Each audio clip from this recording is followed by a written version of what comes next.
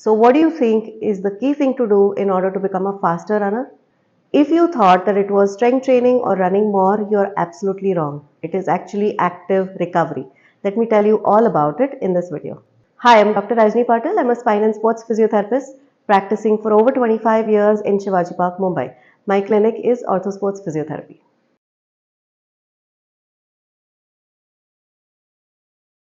When we talk about active recovery, this is something you should have thought of and deliberately added it in your training program to become a better runner.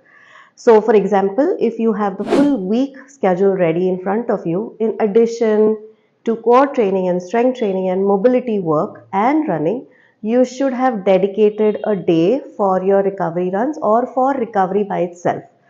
Recovery should also be an ongoing process when you're training for a marathon. So the first thing that you want to pay attention to in active recovery is your sleep and rest. I know it doesn't sound very active, but if we don't think about it, we're going to miss it. So if you're not getting uninterrupted 7 to 8 hours of sleep every night, you are running on depleted muscles and tissues. And if you do this over a period of time with sleep deprivation, you are going to cause a hormonal imbalance, and this can lead to injuries and problems in adaptation of muscle. So don't do that. Get enough rest, and only if you feel like you've gotten enough rest will you run the next morning. Point number 2 is your nutrition and your hydration. Every runner thinks they're doing the right thing, and it may be okay for you, but if you don't pay attention to some of these small things, then you will deplete very fast and your recovery will not be sufficient. What do your muscles need in order to recover after you're running?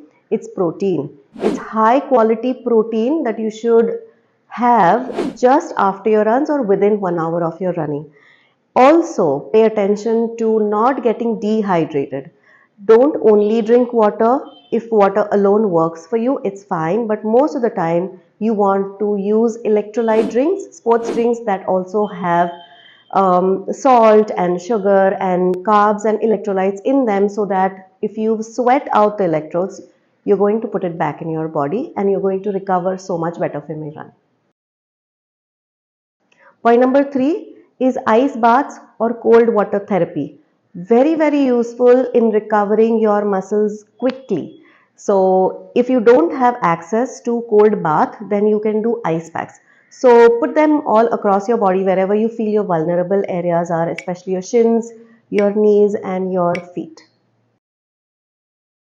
Point number 4 is paying attention to muscle recovery. How will your muscles recover in addition to the earlier points that I told you before? You want to make sure your cool down is very, very good. It has to be specific to running. It cannot be a very random general cool down. It has to be a good amount of time. So about 12 to 15 minutes of a nice cool down works great. You want to include foam rolling. How much you want to do depends on how much you're running, the frequency and the mileage. But at least once a week, if you're able to invest in foam rolling and then stretching, that'll make a big difference to how your muscles recover after every single run. So your next run will be even better. A lot more tips like this about recovering well, warm up, cool down, specific exercises that you can do. This is all in the runner's guide I've made for you. So make sure you pick it up in the link below. If you thought this video was helpful to you, please do share it with your running buddies.